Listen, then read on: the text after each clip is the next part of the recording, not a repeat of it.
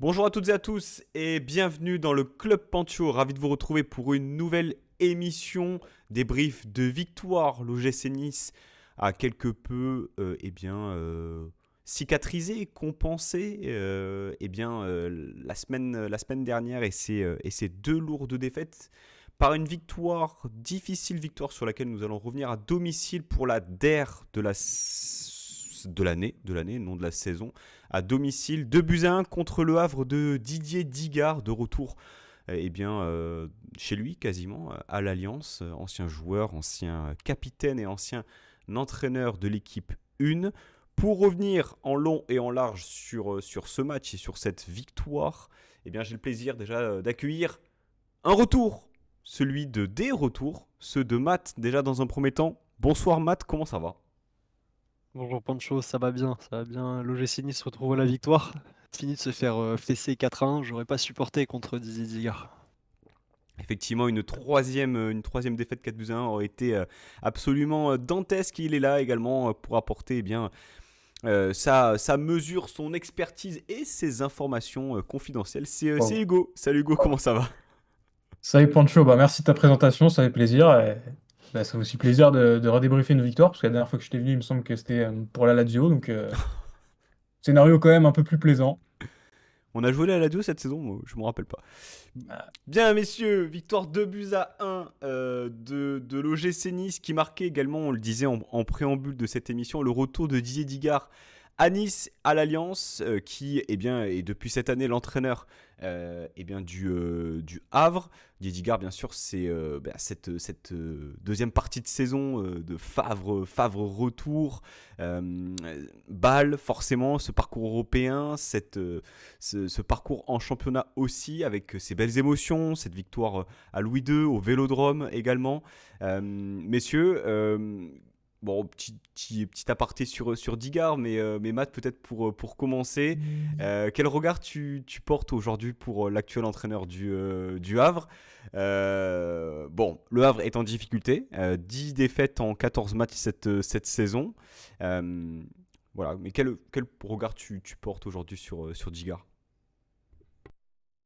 Alors on va faire un tout petit mot sur l'affect. Moi ça a été quand même le capitaine emblématique du gym quand j'étais adolescent, donc beaucoup de tendresse pour lui et si je dois me rapprocher un peu du sportif, son équipe, j'ai du mal à comprendre leur positionnement en championnat. L'OGC Nice a beau être exécrable, j'ai l'impression qu'on jouait le Barça sur les 20 premières minutes de jeu. Donc ouais, ça devient un petit personnage de la Ligue 1 ce Didier Digard. J'espère qu'il va réussir à maintenir son Havre pour qu'on le recroise un peu de temps en temps. Ça donne un peu du sel, ce genre de petite storyline dans les matchs. Moi, j'aime bien. Hugo, Digard de retour, Mathieu Bodmer, directeur sportif, Gauthier Loris, titulaire dans le 11. Beaucoup d'anciens niçois aussi dans cette équipe du Havre. Il y avait aussi Lucas Elsner jusqu'à l'année dernière qui était entraîneur.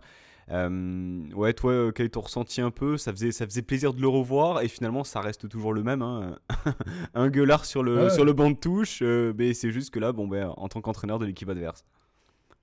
Non, moi j'étais super content de le recroiser, parce que moi je faisais partie des trois fous du bus qui voulaient qu'il reste nous coacher après sa demi-saison, donc c'est quelqu'un pour qui franchement j'ai beaucoup de tendresse. En tant que coach, j'avais bien kiffé ces 6 mois malgré Bâle et malgré la fin un peu en autre boudin. Mais je pense que ce sera un bon coach. Là, il a un contexte franchement difficile avec Le Havre, qui a une équipe qui a, je pense, le budget le plus faible de Ligue 1, et qui en plus n'a pas du tout changé, n'a pas pu du tout recruter l'été dernier. Donc c'est quand même un dur challenge pour lui pour la première fois qu'il sort de Nice. Mais il y a deux, trois joueurs de talent, et je pense qu'il a quand même les moyens de maintenir le club. Mais bon, faudra quand même qu'on le rebatte au retour pour faire le 6 sur 6 quand même, hein. Mais en tout cas, ouais, ça faisait plaisir de le recroiser et de le réentendre gueuler sur toutes les décisions arbitrales. Ouais, effectivement. Donc, messieurs, on l'a dit, victoire 2-1 avec une équipe alignée. Alors, on se le disait, on n'arrivait pas. On avait trois dispositifs différents en préparant un peu l'émission, mais on a convenu que c'était un 4-4-2 en losange avec donc un Boudaoui plutôt sentinelle, Sofiane Diop milieu axe droit, Ndombele axe gauche. Badreddine Bonani en tant que meneur de jeu, un peu électron libre, et puis le duo d'attaquants qui était donc formé par Gaëtan Laborde et Evan Guessant. C'était la meilleure équipe possible, prenant en compte le fait que Jérémy Boga n'était pas encore à 100%. Une nouvelle charnière derrière aussi, avec Pablo Rosario et Moïse Bombito sur laquelle nous allons revenir.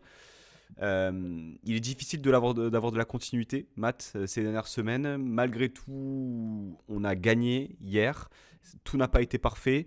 Mais est-ce que finalement, au vu du contexte, au vu de ce que l'OGC Nice peut produire et au vu des joueurs qu'on peut avoir, finalement, est-ce que on n'aurait pas atteint le plafond max finalement de cet effectif en question? Bah, du groupe retenu, oui, je pense qu'on en a vu, peut-être pas le plafond. Je pense qu'il y avait la place pour, finir le match à 3-0 plutôt qu'à 2-1 vu le scénario et je dirais un peu le vent frais amené par les entrants et au niveau du 11 aligné, moi je suis très content de voir un coach qui s'adapte. On a trop souffert là les dernières saisons avec des coachs, rigides, monomaniaques qui ne juraient que par une seule compo.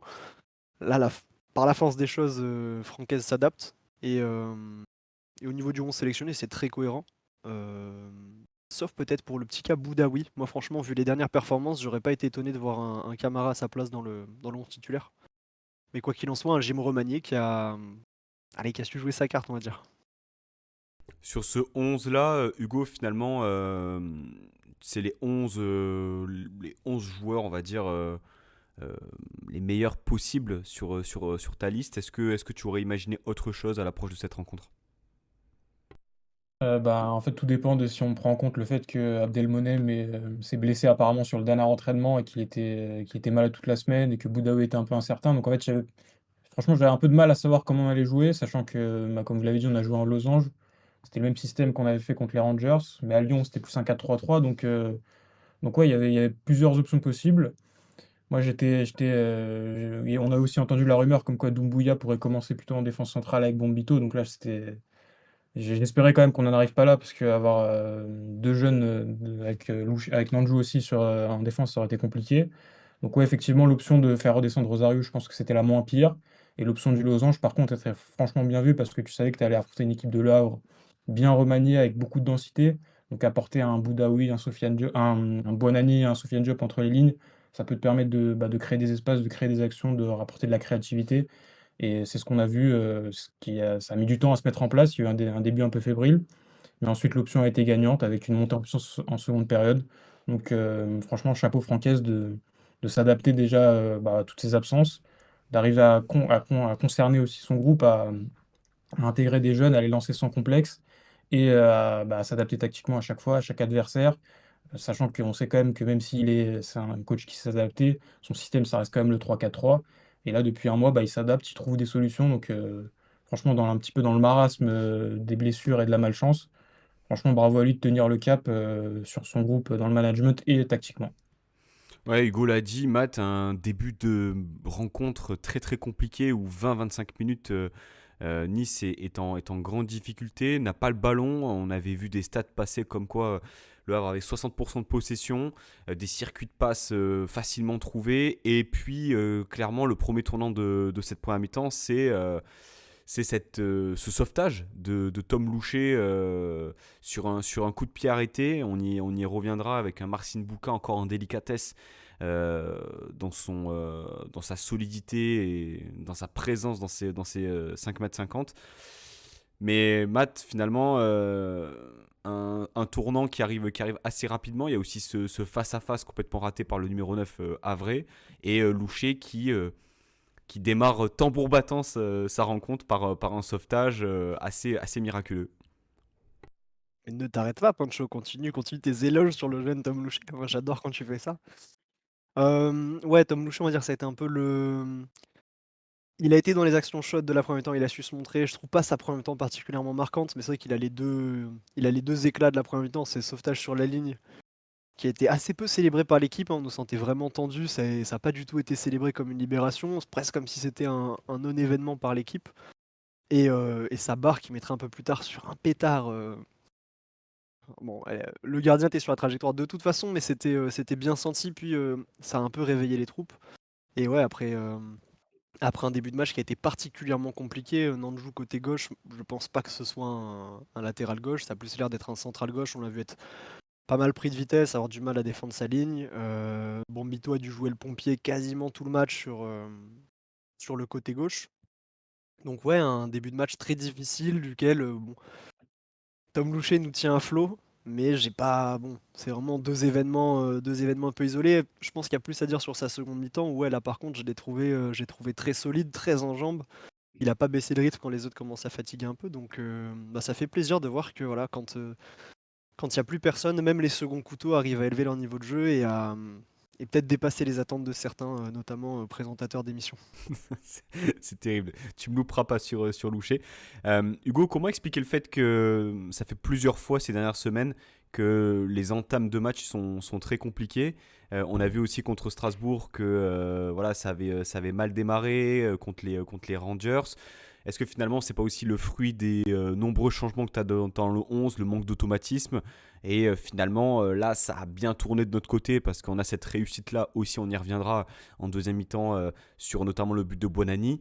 Mais on paye aussi voilà, le fait que l'équipe démarre doucement et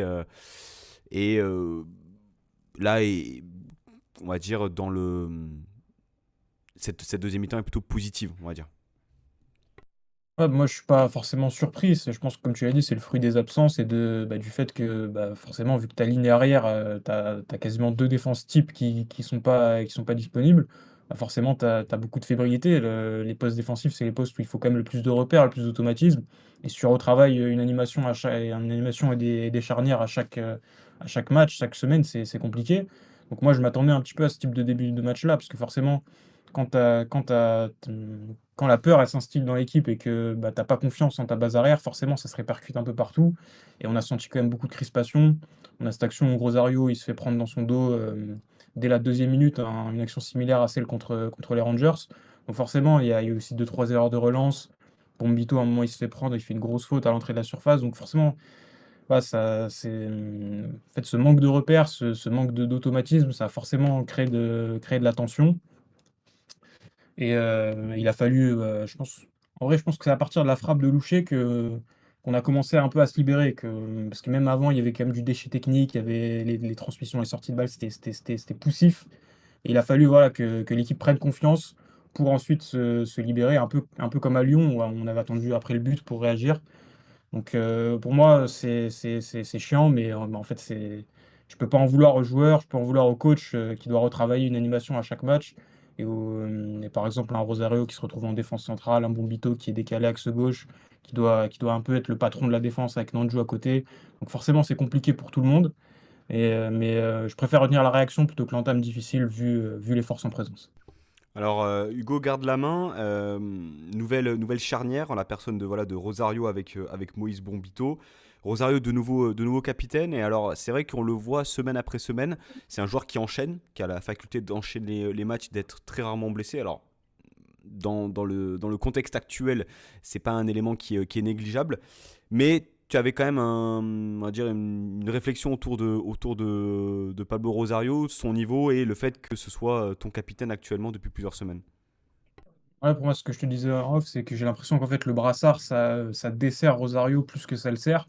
On sait qu'il y a certains types de joueurs qui peuvent se sentir, voilà, un petit peu, pas pousser des ailes, mais prendre en confiance quand ils ont la responsabilité du brassard. Je trouve que Rosario, c'est l'effet inverse, c'est un peu un effet pervers, puisque on sait que c'est, comme on l'a dit, un soldat, un guerrier, un mec qui donne tout, mais ça reste quand même un mec un peu réservé. Tu vois, j'ai pas l'impression que ce soit le leader du vestiaire. Et là, c'est quand même le joueur avec la board hier le plus expérimenté. C'est lui qui est censé tenir l'équipe, justement rassurer, faire ce que Dante fait un peu d'habitude, même ce que Youssouf avait fait avant de se péter contre les Rangers, c'est-à-dire prendre l'équipe, réunir tout le monde, faire le discours. Lui, on sent qu'il est réservé. En fait, c'est pas dans sa nature et je trouve que ça lui rajoute plus de pression que ça le libère. Même Et en plus, même on sur sait le que depuis son penalty, hein. match. Si je peux aller dans ton sens, Hugo, même sur le penalty, quand il faut aller voir l'arbitre, justement ce Mmh. petit, côté poker menteur, mettre un peu la pression sur l'arbitre, je crois que c'est même pas lui qui y va, je crois que c'est Laborde qui va et Ouais. Guessant, qui vont tous les 2 réclamer. Tu vois, on n'a pas vu par exemple dans cette séquence, ouais, Rosario se mettre en avant alors qu'en théorie, je crois que dans les nouvelles règles, il y a que le capitaine qui a le droit ouais, d'aller au front avec l'arbitre, donc même sur ça, mais Et vas-y même, ouais, continue. même à Lyon, la semaine dernière, où il y a eu plusieurs situations où il avait le brassard et c'était lui qui devait aller se plaindre de l'arbitrage, tu vois, on l'a rarement vu le faire. Et en plus, depuis sa perf catastrophique contre les Rangers, forcément, il en manque de confiance. Et si en plus tu dois lui demander de tenir l'équipe et d'être ce leader, moi je trouve que ça lui rajoute plus de pression et ça nous dessert plus qu'autre chose. Donc après, c'est aussi logique qu'il est par rapport à l'expérience dans l'équipe et à l'âge, mais ouais, je trouve que ce dossier du brassard, ça peut être compliqué, surtout que ça va être amené à durer vu que Youssouf et Dante sont blessés pour une longue durée. Mais alors finalement, qui peut porter ce brassard? On en revient toujours au même problème, les gars, c'est que on est en manque cruel de leaders. Voilà, qui aujourd'hui est légitime pour avoir ce brassard? Bulka l'a porté en Hongrie, Laborde l'avait porté exceptionnellement l'année dernière avec Farioli. Je sais pas, Matt, tu mettrais qui là actuellement là dans ton équipe? Moi j'ai une idée, mais bon, il y en a certains, je J'en ai pense même qu'ils. 2. Moi, J'en ai même 2. à l'instant T, c'est peut-être pas forcément ton leader vocal, mais c'était ton leader technique. Moi, je mettrais Diop. Mais tu sais qu'en plus de ça, Parce que vraiment, c'est ton moteur, quoi, actuellement, sur les dernières semaines. C'est vraiment ton. C'est un gars qui va stater, qui va prendre le jeu à son compte. Maintenant, qu'est-ce qu'on attend d'un capitaine à l'OGC Nice? je pense que à l'OGC Nice, il est en trop. Dans tous les cas, là, qu'est-ce que t'attends d'un capitaine? Et tu veux que je te dise, pour moi, Diop convient totalement parce que sur les derniers matchs, je crois que c'est le Niçois qui gagne le plus de duels. Là, sur le dernier match, il gagne 10 duels. C'est la personne qui gagne le plus de duels sur le match. Pablo Rosario est deuxième niçois et quatrième au total sur le match, donc c'est-à-dire qu'il gagne aussi ses duels, mais c'est-à-dire que Diop a même cette légitimité-là d'aller au combat, de se montrer guerrier, de se montrer conquérant. Clairement, sur les dernières semaines, c'est lui la bouée de sauvetage du gym, et pour moi, le plus que la barre de Loucher en première mi-temps, c'est vraiment ces séquences où il prend le ballon, il fait la différence avec le ballon, c'est ces éclats techniques qui nous remettent dans le match. J'ai souvenir de sa roulette qui met totalement dans le vent un vrai, sur lequel ça fait faute. Ça a un peu réveillé les esprits. Il y a eu un petit sursaut d'orgueil après ce geste-là. Et même globalement, je l'ai trouvé dans quasiment tous les bons coups de la première temps, donc je le trouverai assez légitime. Après, on connaît toujours un peu les problèmes avec Sofiane Diop. Est-ce qu'il va être sur le terrain? C'est une question qu'on se pose. Et du coup, moi, ma deuxième idée, c'est de me dire Evan Guessant, parce que c'est le seul joueur que tu es quasiment sûr de pouvoir mettre sur la feuille de match tous les week-ends et tous les jeudis. Alors Ah, mais je vois le d'autres. critère pour donner le brassard, juste, c'est parce que t'es pas blessé. C'est terrible. Non, mais puis même, Ah, c'est quand même, c'est un des Niçois c'est un des meilleurs Niçois du début de saison. Tu mets qui devant Guessant sur le début de saison? C'est ton meilleur buteur, et le mec il est tout le temps là, il va au combat. J'ai pas souvenir, à part t'es quoi, peut-être le match qu'il vient de faire, j'ai pas souvenir d'un non-match d'Evan Guessant. Il y a des matchs en difficulté, mais il a toujours eu des moments où il a su s'exprimer, etc. Après, tu vois, sauf peut-être éventuellement ce week-end où je l'ai trouvé vraiment Ouais. en difficulté, il s'est fait malmener. D'un côté du terrain, où il a pas forcément l'habitude d'être aligné. Donc, mais oui, on a un gros problème depuis le départ de Maolemina de capitaine suppléant. Qui sait, il y a peut-être un coup à faire cet ah. hiver. Ah, non, non, non, non, non, non, c'est bon. Je relance à la propagande, je relance des 50. Hugo, tu voulais peut-être rajouter quelque chose? Ouais, non, mais pour moi, je suis assez d'accord avec l'idée de Sofiane Diop. Parce que pour moi, un capitaine, c'est un joueur qui doit en fait insuffler du positif, pas forcément, tu sais, à gueuler tout le temps, mais juste à emmener l'équipe avec lui, voilà, être ce leader positif. Je pense qu'un Ali Abdi, par exemple, tu vois, il a pas du tout l'ancienneté, mais il répondrait aux critères pour moi d'exemplarité, de leadership et de positif. Tu vois, quand t'es sur le terrain, tu vois, il emmène un peu les autres avec lui dans sa âme, dans son abnégation. Et Diop, il est totalement dans ses critères. Donc pour moi, plus qu'un Rosario qui, lui, ok, il a l'exemplarité, mais il n'a pas ce côté leader positif. Et en plus, en ce moment, sa situation personnelle étant difficile, bah, gérer les deux, pour moi, ça me semble très compliqué. Donc à voir ce que Francaise décidera, mais je doute qu'il le retire quand même. On va rester dans le secteur défensif, puisqu'il y a un joueur là qui, on va dire, est revenu souvent sur le début de saison, moins ces dernières semaines. C'est ce bon vieux Marcin Bulka qui, déjà sur les. Alors, effectivement, la particularité du hack, c'était les combinaisons sur coup de pied arrêté. C'est des choses qu'on a peut-être moins l'habitude de voir, mais à chaque coup de pied arrêté, il y a eu une situation dangereuse. Il y a eu ce sauvetage de Loucher, il y a eu ce but de Gauthier Lloris, et ça se trouve, il me semble, hein, sur le sauvetage de Loucher, c'est consécutif à une erreur, à une boulette de Bulka, et toujours la même impression de se dire qu'avec sa carcasse, il peut normalement et doit normalement être dominant dans sa période, dans sa zone surtout.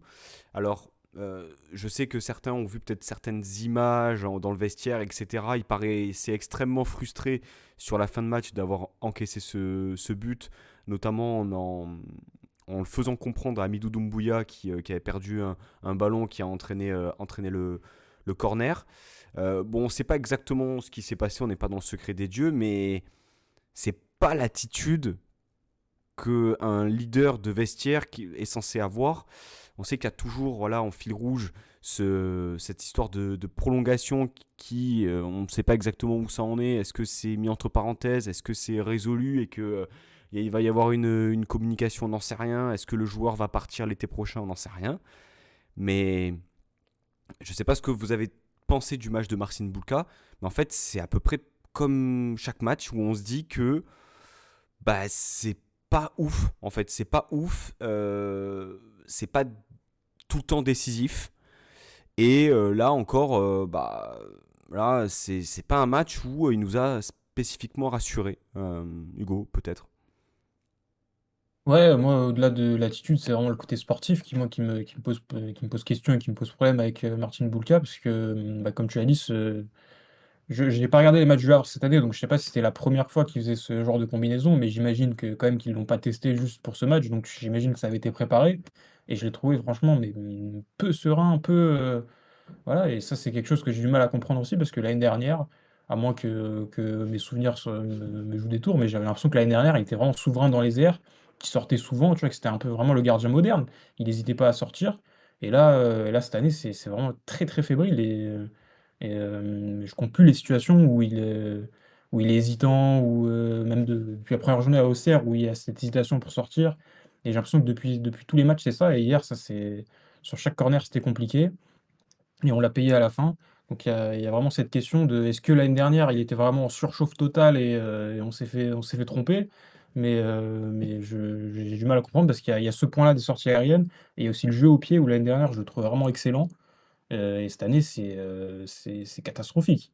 Donc je ne sais pas si c'est lié au contrat ou si c'est lié à une surchauffe totale de la saison dernière et une redescente cette année. Mais c'est un peu, c'est pas inquiétant parce qu'il fait jamais non plus des énormes boulettes. Mais on a perdu le côté ultra clutch où l'année dernière, il pouvait te Hmm. rapporter 3 points à lui tout seul.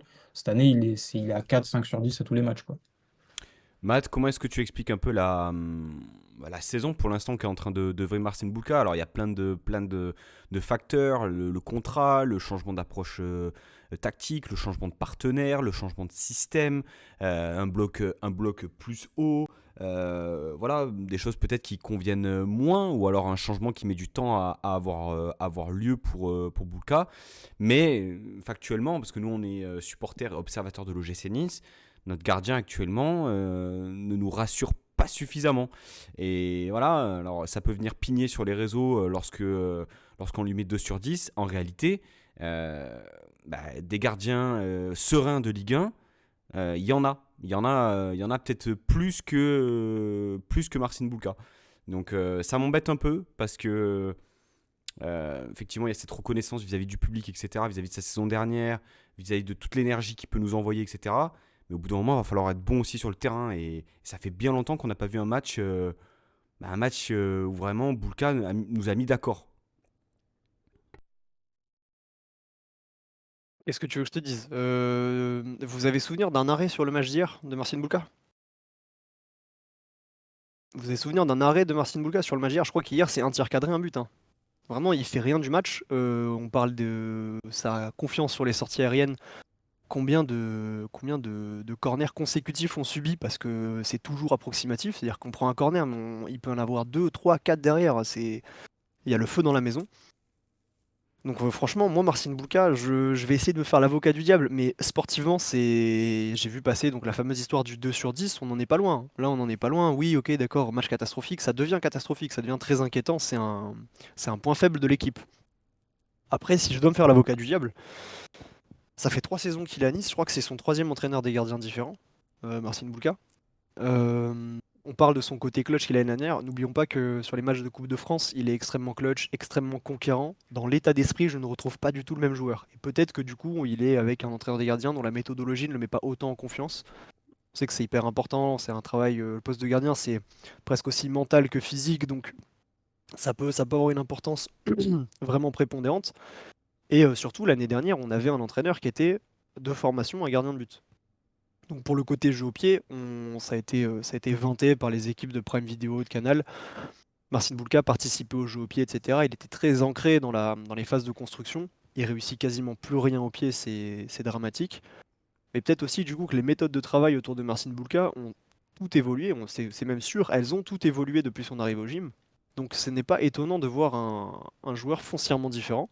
Je pense un des gros sujets pour le board, je t'ai entendu parler de la concurrence dans une émission précédente, Pancho, ça va surtout être de lui mettre un staff qui est compétent, parce que j'ai l'impression qu'on n'a pas un staff de gardien compétent aujourd'hui. En tout cas, c'est la seule chose que je peux mettre en lumière, parce qu'on sait que c'est un gardien qui est compétent, qui a du talent, il l'a déjà montré. Et par contre, force est de constater que voilà, ça c'est quelque chose qui a changé depuis son arrivée. Je sais qu'il y a eu des histoires autour de Nicolas Déon. Peut-être que Hugo, t'es mieux renseigné que moi sur ce sujet-là, sur les hommes en interne, parce que je suis pas un expert du staff non plus. Mais voilà, ça peut expliquer une partie de ses méformes, de ses contre-performances, surtout vu l'attente du public qu'il y a sur lui. Voilà, si je pouvais me faire l'avocat de Marcin Bulka. Maintenant, j'en attends, comme tout le monde, j'en attends beaucoup mieux. Et vraiment, son match de ce week-end, c'était presque honteux. Hugo? Ouais, bah après, sur les questions du staff, il me semblait, ce que j'ai lu, c'est des bruits de couloir, mais il me semblait que c'était plutôt l'année dernière où il y avait des soucis avec le coach des gardiens. Et cette année, je crois que c'est Stéphane Cassard qui a récupéré le poste, et apparemment, ça se passe plutôt bien. Et après, là aussi, souvent Marcin Boucard reposte en story des posts de Stéphane Cassard qui met les exercices qu'ils font à l'entraînement. Donc, je pense déjà, si ça vous intéresse, vous pouvez aller voir son compte, et je pense qu'il n'y a pas de souci entre eux cette année. C'était plutôt l'année dernière où apparemment c'était plutôt compliqué. Mais en tout cas, tu as raison sur le fond, c'est que ça rejoint toujours la question de la stabilité qui pose question, bah, que ce soit coach principal, coach des gardiens, les adjoints, vu que ça change tout le temps, c'est impossible de créer un projet solide dans la durée. Voilà, en espérant que la dynamique s'améliore pour Bulka. On va rester dans le secteur défensif pour parler d'un joueur. Non, parce que euh, on débriefe des matchs. Voilà. Donc, on peut des fois tirer des conclusions hâtives et ça n'engage que nous. Nous ne sommes pas nous ne sommes pas des spécialistes. Et en début de saison, Tom Louchet, bah, force est de constater que c'était compliqué. Il rentrait piston gauche, il rentrait au milieu de terrain, ça jouait piston droit. Et là, le fait d'enchaîner, le fait de continuer, le fait de s'être débloqué aussi peut-être de ce but contre le LOSC, eh bien ça enchaîne.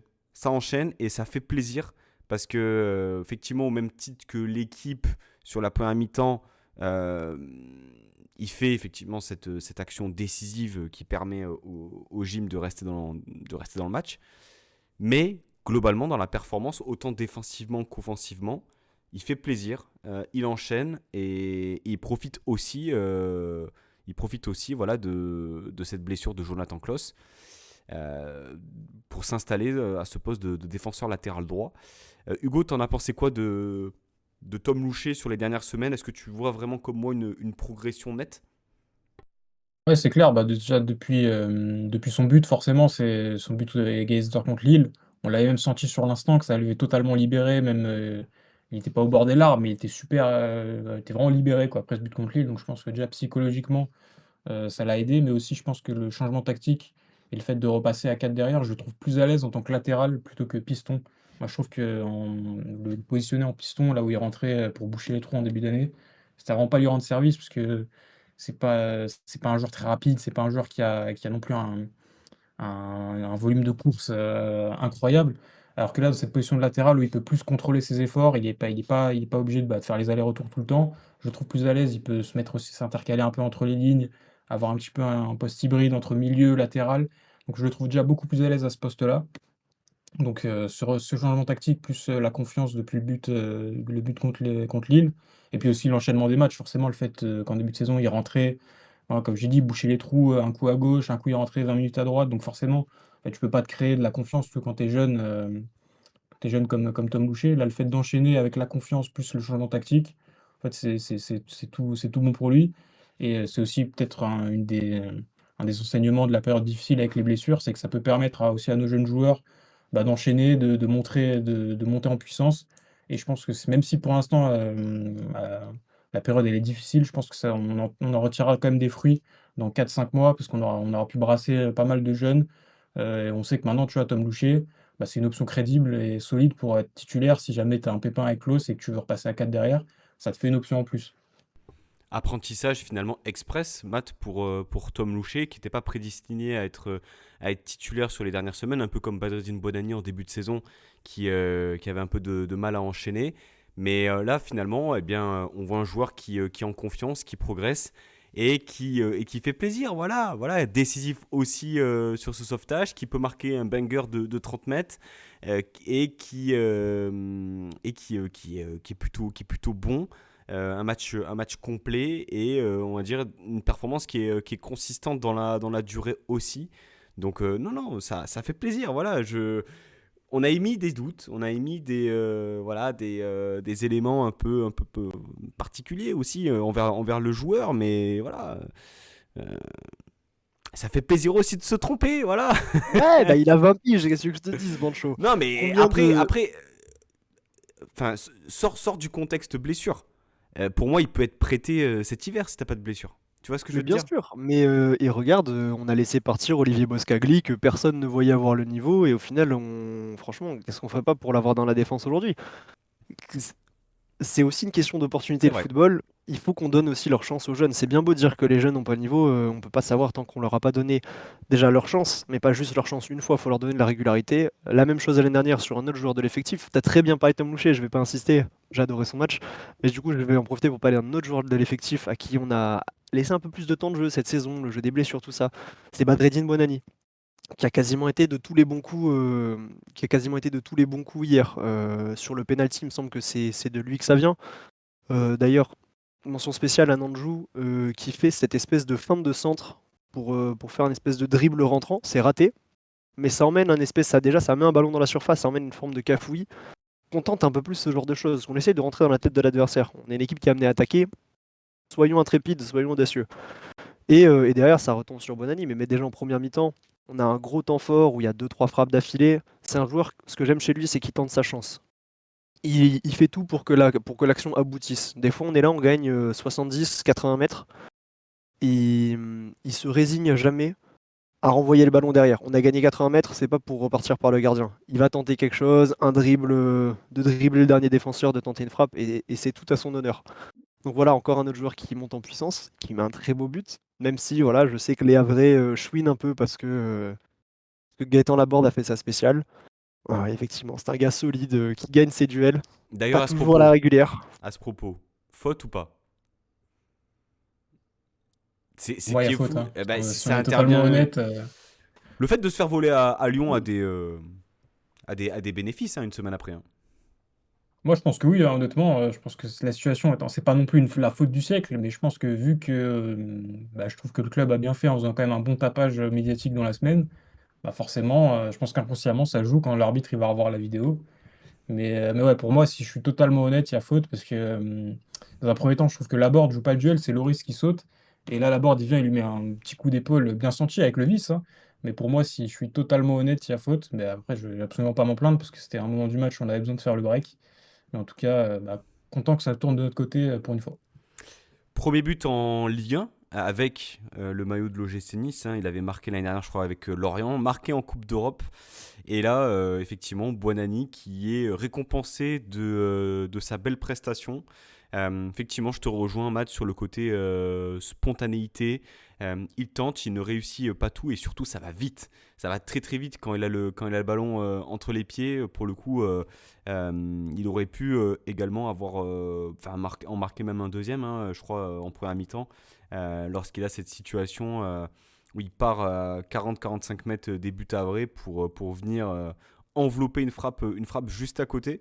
Vous avez parlé d'un autre joueur, peut-être Hugo, tu veux dire deux mots sur Buonani? Ouais, moi je veux bien parce que franchement, c'est un des joueurs que je kiffe le plus dans l'effectif. Moi, je suis un propagandiste bonaniste de la première heure et je trouve qu'il se fait injustement taper dessus par certaines personnes, en tout cas dans notre communauté, qui sont très très durs avec lui et qui oublient que c'est un jeune qui avait 19 ans, là qui vient d'avoir 20 ans aujourd'hui, et qui on voit en fait jouer en pro avec nous depuis qu'il a 17 ans. Donc en fait, faut s'imaginer quand même que, que je trouve qu'il a quand même beaucoup de bagages, beaucoup de bouteilles déjà pour un jeune de son âge.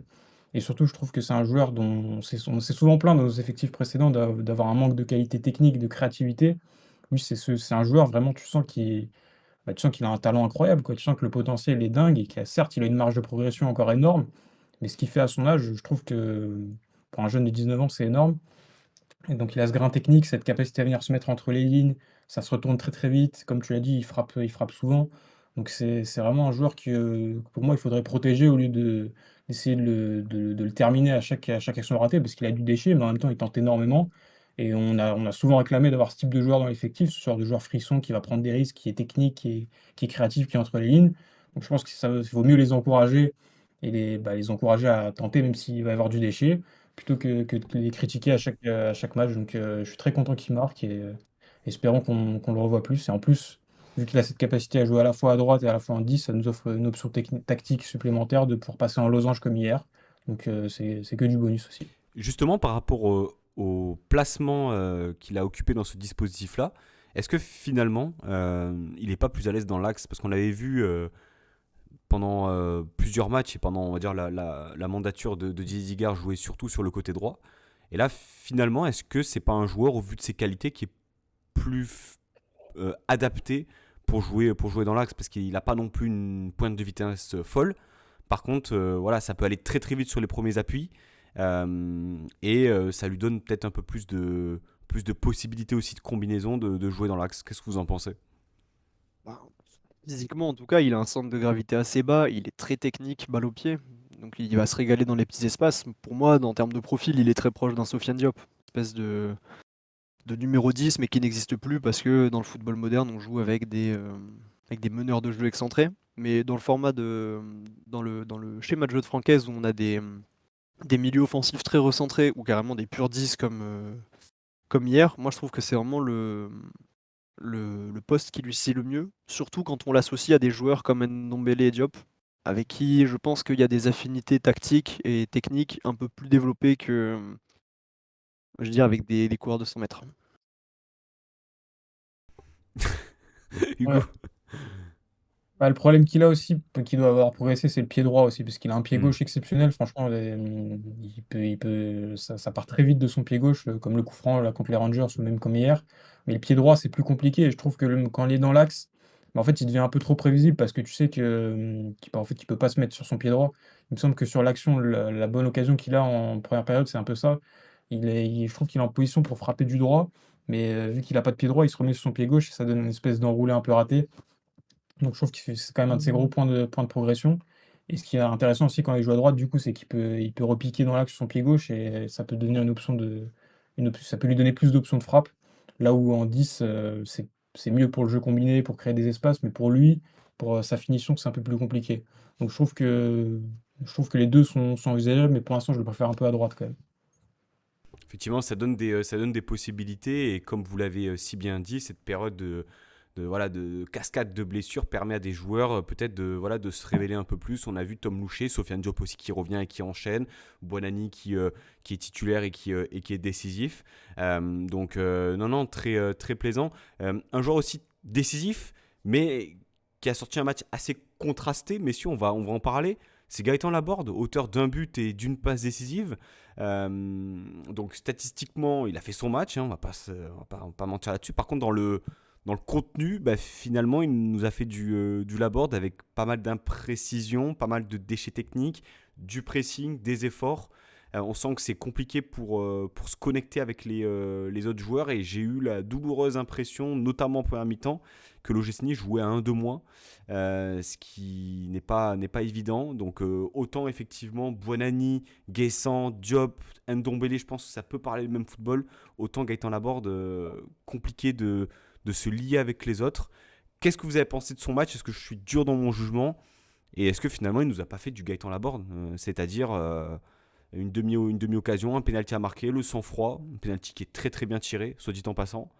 Et puis cette passe décisive aussi, avec cette intelligence de jeu et de passe pour mettre ce ballon à Buonani pour le 2-0. Ouais, moi, Laborde, je suis pas son plus grand fan, on va dire. Je pourrais jamais lui retirer on va dire, son abnégation, son côté, voilà, on va au duel, on va faire le pressing et tout. Mais techniquement, c'est vrai que ça devient compliqué. Et moi, ce que je lui reproche surtout, c'est qu'on sait qu'il est pas rapide, on sait qu'il est pas technique, on sait qu'il a du mal à garder les ballons de haut but. Mais dans la surface, moi, l'image que j'en avais avant qu'il vienne chez nous et ce qu'il avait sur les 6 mois sous Digard, c'est vraiment dès qu'il y avait un ballon dans la surface, c'était moche, mais ça faisait but à chaque fois. Et là, je trouve qu'en ce moment, enfin même depuis l'année dernière, en fait, il y a souvent des ballons qui ricochent comme ça, et il n'est pas présent, il n'est pas là vraiment ce renard des surfaces qu'il est censé être. Et ça me pose problème parce que du coup, sa plus-value, bon, finalement, il sort avec un but, une passe D, mais sur les 60 premières minutes, c'est compliqué. Il en a quelques-unes des situations comme ça dans la surface où il peut très vite déclencher pour marquer. Et je le trouve emprunté, même physiquement, c'est dur. Mais ouais, en fait, c'est sévère du coup de porter ce jument-là, parce qu'au final, tu regardes la feuille de stats, c'est lui limite l'homme du match, puisqu'il tire très bien ce péno derrière. Il y a cette action avec le vice, il vient mettre le coup d'épaule, puis il fait le bon choix en faisant la passe à Buonanni. Donc on pourra pas lui retirer ça. Mais ouais, c'est un joueur à qui j'ai quand même un peu de mal. Et ouais, c'est un peu compliqué de le voir, en tout cas en option crédible pour être titulaire, quoi. Matt, ce match aussi, c'était, on va dire, cette association qu'on avait peu vue entre Gaëtan Laborde et Evan Guessant. Un Evan Guessant un peu plus dans cette zone voilà, à gauche qu'on avait vu en fin de match contre Lyon. Qu'as-tu pensé de cette association et dans la suite de la performance de Gaëtan Laborde qui voilà, assez contrasté, comme je disais, dans le contenu, très présent au pressing. On ne peut pas lui enlever effectivement ses efforts, comme tu le disais, Hugo, mais difficilement utile lorsqu'il s'agit, on va dire, de créer ou d'avoir une attaque placée. Ben, pour commencer sur l'association entre nos 2 attaquants, moi, c'est quelque chose que j'ai appelé de mes vœux, 1 000 000 de fois depuis que les 2 sont chez nous, dans l'effectif. Franchement, qu'en penser? Rien, parce qu'on n'a rien vu, en fait, hein. Moi, j'ai pas souvenir d'une combinaison, de quelque chose, peut-être une fois, ils sont rentrés dedans. Après, j'ai du mal à m'expliquer les contre-performances de Evan Guessant côté gauche. Je sais pas pourquoi il arrive pas du tout à reproduire, les, les choses qu'il montre du côté droit du terrain. C'était, peut-être un de ses plus mauvais matchs de la saison. Heu, bon, c'était ouais, j'ai donc je pense plutôt rien de cette association. Dans tous les cas, on sait qu'on va être amené à les revoir parce que je crois que c'est nos 2 seuls attaquants qui sont pas sur le bas-côté. Donc bon, ils rejoueront ensemble, à voir dans quel schéma de jeu. Ensuite, pour, peut-être développer un peu plus particulièrement sur Gaëtan Laborde, peut-être que finalement le meilleur schéma de jeu pour, l'OGC Nice, c'est, 10 joueurs de foot et Gaëtan Laborde en pointe, pour essayer de finir les actions. Parce que s'il se remet à devenir un peu clutch et avoir un peu le pied qui chauffe, bah, c'est tout ce qui nous manque depuis qu'il met plus un but. Donc voilà, qui sait, peut-être qu'il va retrouver le sens du but qu'il a montré en tout cas sous nos couleurs et qu'il avait à Rennes. Après, j'ai peur que ses plus belles années soient quand même derrière lui. Il a beau mettre un cœur énorme sur le terrain, on sait que c'est du travail, le football, le haut niveau. Et il y a des suspicions comme quoi Gaëtan Laborde ne mettrait pas tous les éléments pour rester au plus haut niveau le plus longtemps possible. À un moment donné, ça va finir par se voir. Mais sur ce match-là, en tout cas, il a fait le nécessaire. Il a été clutch. Les 2 fois, il fallait être clutch. Ça nous donne la victoire. Il a un peu montré le chemin à cette équipe de jeunes, même si j'ai trouvé que souvent, il avait fallu contourner, que ce soit et lui et Guessant, pour avoir des occasions intéressantes. C'est beaucoup passé par nos latéraux, par Diop, par Buonanni, beaucoup moins par eux deux. Et aussi, fait intéressant, j'étais curieux de savoir qui allait prendre le péno. Quand le péno était sifflé, je sais pas vous, moi j'étais un peu tendu. Déjà, sur la main, moi je trouve que bon, effectivement, la main se décale au moment du tir. Il n'y a pas trop de doute pour moi sur le fait qu'il y ait péno, même si je sais que ça fait jaser et que du coup, en plus, je crois qu'il y a eu un caméra focus sur Jean-Pierre Rivière après les événements de Lyon. Donc c'est bien, bienvenue à Havre dans la grande communauté des gens qui nous apprécient pas trop. Ça fera jamais qu'une équipe de plus. C'est vrai que Et le focus sur River, juste après la décision, je ne sais pas si c'est le penalty ou c'est le péno. le péno, vraiment, mais très très bien senti de la part de DAZN. Clairement. Ouais, mais je crois qu'il y a carrément eu un micro tourné sur lui. Je crois que j'ai vu un extrait, je sais plus si c'est Téléfoot ou quoi, mais bon, enfin c'est. Bref. Mmh, Parlons football, le penalty, je sais pas vous, moi j'étais tendu de savoir qui allait le tirer. On n'a pas, je crois que Laborde avait raté son dernier penalty, il me semble que Guessant aussi. Donc j'étais curieux de savoir déjà de 1 qui allait le prendre et de 2 ce que ça allait donner. Hem, c'est très bien tiré, c'est très, très bien tiré, faut dire ce qui est, même si j'ai bien serré les fesses quand même, parce que Desmas il part, il est vraiment pas loin. Pas loin du tout, mais bon ça fait but C'est donc osé, hein, pour un gaucher de le tirer là. c'est Non? ma spéciale. En tant que gaucher, ouvrir le pied?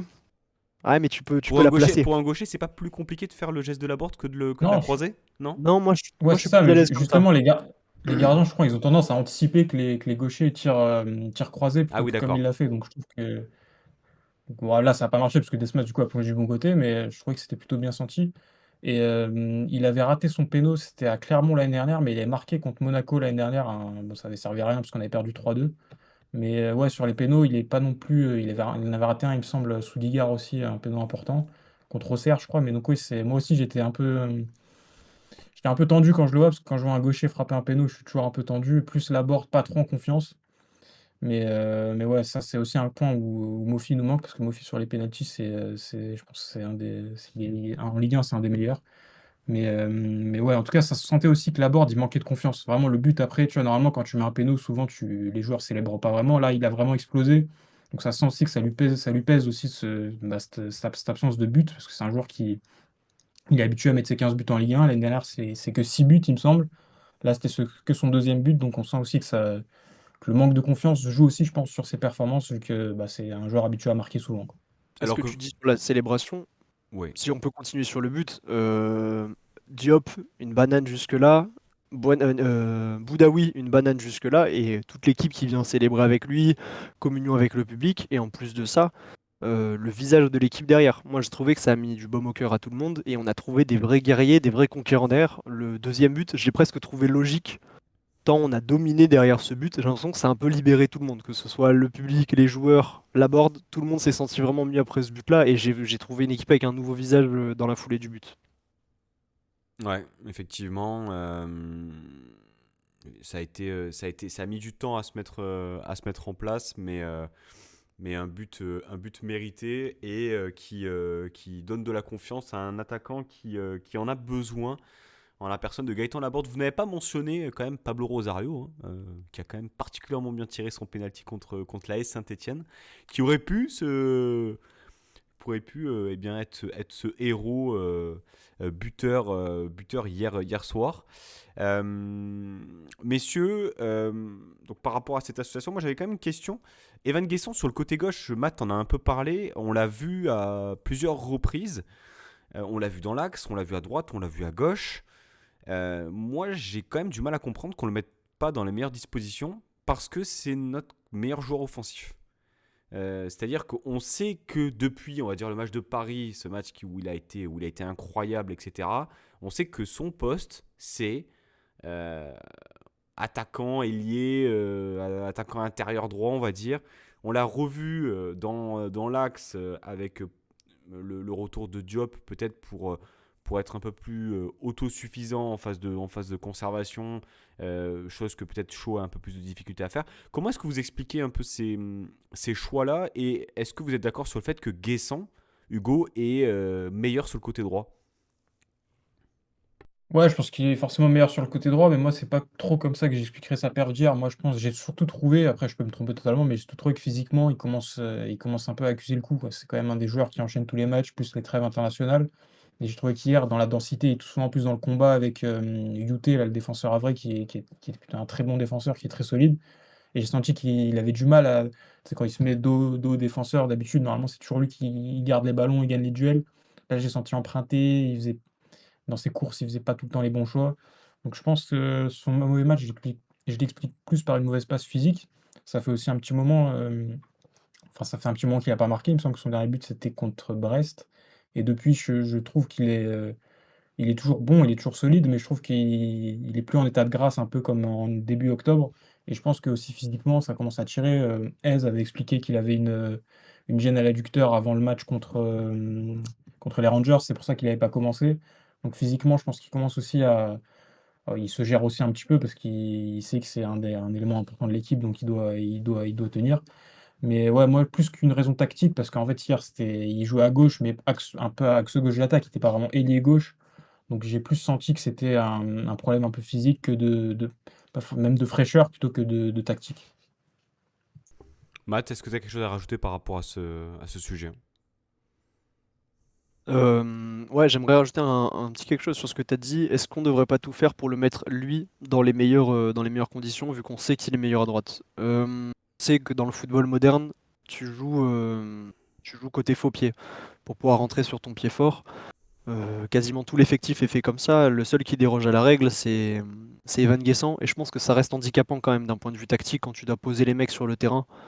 De dire, ah ok, non mais Evan Guessant en forme, donc tout le monde va jouer du mauvais côté. Enfin, tous les attaquants qu'on va lui associer vont jouer de leur côté faible.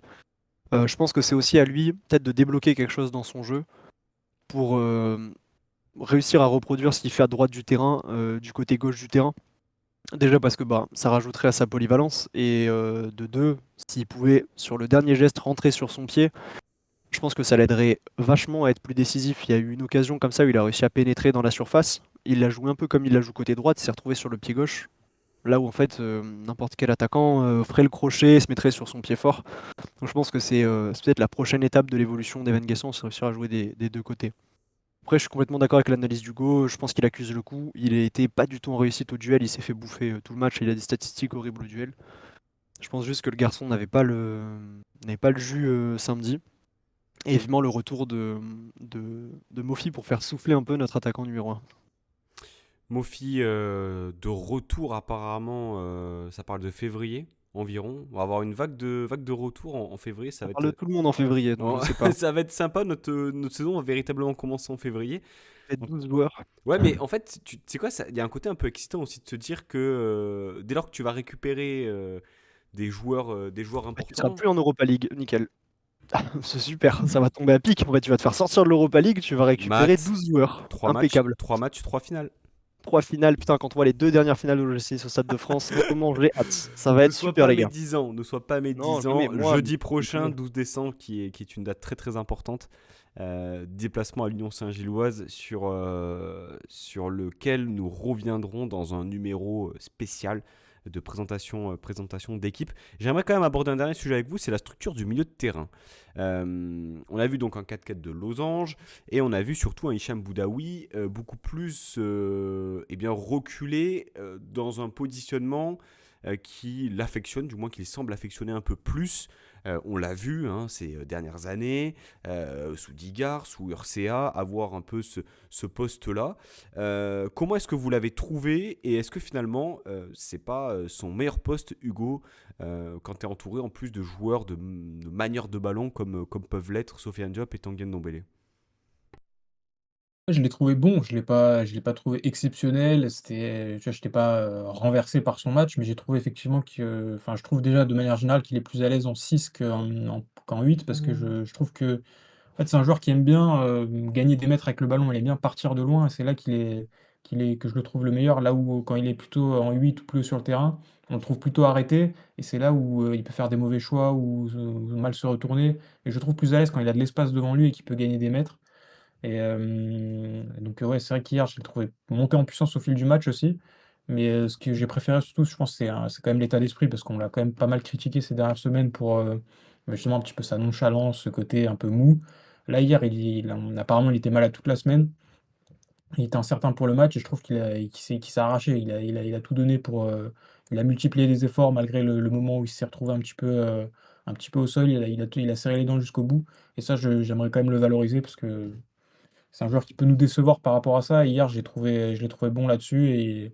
Et moi, j'attends pas de Boudaoui qui soit un leader dans le vestiaire, comme on parlait tout à l'heure, mais s'il peut être au moins ce leader par l'exemple, ce joueur qui va multiplier les courses, qui va s'arracher même quand il est diminué, ça me convient, en plus de son bon match et de sa qualité de percussion. Matt, concernant le prince de Béchar, qu'on a pas mal égratigné sur les dernières semaines, à juste titre. Est-ce que finalement, là, on n'a pas retrouvé une version un peu plus cohérente du joueur dans ce positionnement-là au milieu de terrain? Mmh. Bah, si pour toi lui donner un bon positionnement, c'est-à-dire en attendre moins parce qu'on met d'autres joueurs pour faire son boulot, oui, dans ce cas-là, on va en attendre moins et on va faire, Bah, on va totalement. mettre Ah bah ouais, non, totalement, mais totalement, non, mais mais quelque dans ce part cas-là, c'est la triste réalité, mais je te ça va être rejoins. un pur récupérateur. Ça va être un pur récupérateur. Allez, de temps en temps, en phase de transition, il est capable de, comme dit Hugo, un peu de porter le ballon. Et en plus, pas complètement inutile, à la relance puisque vu qu'il se cache très, très bien derrière, les attaquants, derrière le marquage des attaquants à vrai, en fait, ou peu importe l'adversaire, tu même pas vraiment à 10 puisqu'il mobilise quand même un joueur, donc pourquoi pas? Moi, je l'ai vraiment trouvé transparent en première mi-temps. J'ai trouvé on lui a retrouvé un peu des couleurs après le but. Il a paru beaucoup plus en canne, il a pris beaucoup plus d'initiative. J'ai regretté de pas avoir vu ça en première mi-temps, mais ça rejoint ce que tu disais un peu, dans les émissions précédentes. C'est un joueur d'équipe, un joueur neutre. Quand ça va bien, il va bien. Quand ça va pas bien, il va pas bien. Donc si la solution pour qu'Hicham Boudaoui nous propose ce qu'il a à nous proposer, c'est de le délester de la moitié de son travail, et ben, dans ce cas-là, faute de mieux, on fera comme ça jusqu'à ce qu'on ait des retours de blessés et un mercato où on pourra trouver un joueur plus complet qu'Hicham Boudaoui et peut-être avec un peu plus de personnalité sur le terrain. Puisque là, heureusement qu'il y a Sofiane Diop au milieu de terrain. Sinon, entre Tanguy Ndombele et Hicham Boudaoui, je sais pas ce qu'on aurait vu. Enfin, on n'a rien vu en première mi-temps, donc c'est assez inquiétant. Mais quand même, big up à Tanguy Ndombele qui fait son énième retour de blessure, qui apparemment, en plus, d'après le très fiable Foot Mercato, joue sous infiltration. Donc on lui souhaite un prompt rétablissement. Et en espérant que les retours du mois de février et l'allègement de notre calendrier l'aidera à retrouver des couleurs surtout. Pourquoi tu parles d'allègement de calendrier, Matt, là? Je te sens défaitiste là. Je sais pas, je vais aller vérifier ça en direct de Bruxelles, Ah, c'est dès vrai, jeudi c'est vrai, dès jeudi c'est vrai que tu fais le et déplacement, exactement mon bon Matt, mon bon Matt. et sachez que j'ai du pif, hein. Je suis allé, à Rome pour nous voir jouer contre la Lazio. Oui! Parodie de football, dans cette pataugeoire qui était le Stadio Olimpico, donc non, vraiment, je pense que je choisis les bons déplacements cette année. Faites-moi confiance. Oui, oui, oui. Défaite 3-0. 4-1, 4-1, respecte le Ouais, le c'est tarif, ça, heu, le tarif OGC Nice. on aime bien les 4. Messieurs, votre homme du match, Hugo. On a un peu passé tout le monde en revue, mais j'ai quand même envie de retenir Buonanni. Pour moi, c'est pas le meilleur du match, il a beaucoup de déchets encore, mais j'ai envie de l'encourager, d'être dans le train derrière lui pour qu'il continue à se montrer créatif, à tenter des choses, à être disponible entre les lignes, à tenter sa chance. Donc, moi, je suis bien confortablement installé dans le train Buonanni, j'ai confiance, celui-là, il va pas dérailler. Donc espérons que ça continue comme ça et je le mets MVP, même s'il a encore une marge de progression énorme. Et joyeux anniversaire à lui au passage. Matt. Bah, non, déjà bravo Banani, en plus il a eu le droit à sa petite sortie, petits Ouais, applaudissements du stade, ça j'aime bien applaudissements, en ouais, vrai, franchement, ça fait plaisir. Mérité. c'était sympa. J'ai envie de contourner les règles et tout, de prendre Francaise machin, mais non, je vais prendre Sofiane Diop pour que je te retrouve Putain. avec le dernier choix possible en homme du match, parce que je n'attends que ça. Sofiane Diop qui est le il a ce côté que j'adore chez les joueurs de foot ou les sportifs en général, que j'appelle cœur de champion. Vraiment le mec il aime pas perdre. Quand il est sur le terrain, c'est pour gagner, il donne tout, il vide le sac, quitte à se blesser pendant 1 an et demi. Mais voilà, au moins là, on a retrouvé un joueur de foot exceptionnel qui fait vivre des émotions, un joueur qui, je sais pas, qui est attachant. Il y a tout dans ce joueur, il y a de la qualité footballistique, il y a tout. C'est le football. Sofiane Diop, c'est le football. Et voilà, si vous ne savez pas qui floquer sur votre maillot de l'OGC Nice des 120 ans, Sofiane Diop. Valeur sûre. Sur le maillot collector des Le 120 ans qui fameux va sortir le d'ici peu. suite de Noël, sur le suite de Noël, c'est ça, Sur le collector. hoodie, sur le hoodie. Le hoodie. La honte, la honte. C'est terrible, c'est terrible. Ah putain, ouais. Qui ça peut être? Ben oui, bah je vais me répéter. J'ai cogité pour savoir qui je pouvais dire à la place. Non, mais en vrai, moi Tom Louchet, j'adore le joueur. On n'est pas vraiment objectif lorsqu'on parle d'un jeune du club. Des fois à tort, hein. L'année dernière, il avait fait vraiment plaisir, élu meilleur espoir de la saison. Moi, j'ai trouvé vraiment son match complet. Et puis, Matt peut en témoigner devant le replay. Oui, parce que je regarde les matchs en replay sans connaître le résultat. Voilà. Lunaire, Lunaire, vraiment, mais lunaire. alors, Le mec, non mais t'es complètement malade en fait. Non mais c'est Eugène Edap, c'est honteux. quoi? Non mais Tu lances c'est un honteux. podcast sur l'OM? C'est honteux. Et en fait, non, je suis supporter de l'Olympique de Marseille. Tenez, regardez. Je suis désolé. Non, mais Tom Louchet, super match. Constant, il s'est pas fait passer. J'ai pas le souvenir vraiment de m'être dit vraiment. Parce que contre Lyon, c'était pas vraiment un peu compliqué, mais t'avais Malik Fofana qui était en face. Et encore, j'ai souvenir vraiment d'une fois, mais le reste, où c'était quand même assez intéressant. Il progresse et je trouve que parmi les joueurs en fait qui ont joué en fait sur les dernières semaines et qui ont profité des blessures, c'est peut-être celui qui a fait le plus plaisir, avec bien sûr Sofiane Diop, mais qui avait peut-être un statut qui était peut-être un peu plus haut que ce bon vieux Tom Louchet. Donc Tom Louchet, homme du match pour moi. Je ne sais pas qui a été élu aiglon du match d'ailleurs. Boucher. Ah, ben voilà, la connexion des grands esprits. Messieurs, un grand merci pour votre fidélité, pour votre venue dans l'émission. Voilà, une victoire. L'OGC Nice a gagné le foot 2-1. C'était compliqué contre le Havre. Place maintenant à un déplacement en Belgique jeudi soir, qui là, clairement, semaine après semaine, on dit la même chose, mais qui va indiquer s'il peut y avoir de l'espoir, hein, parce qu'il y en a toujours mathématiquement. Il faut une victoire. Clairement, voilà, c'est victoire ou rien, ou basta, on rentre à la maison. Et puis les 2 derniers matchs sont pour du beurre. On aura la chance d'avoir dans les tribunes ce bon vieux Matt qui nous a rendu et puis apporté beaucoup de bonheur et beaucoup de chance à Rome. Hugo, Matt, merci les gars. Et puis nous, on se retrouve rapidement, sans doute pour un numéro un peu groupé en fin de semaine prochaine. Et surtout le numéro de présentation de l'Union Saint-Gilloise. Passez une très très bonne soirée, la Baeta. Et puis Issa Nissa. Ouais, Issa Nissa. Salut.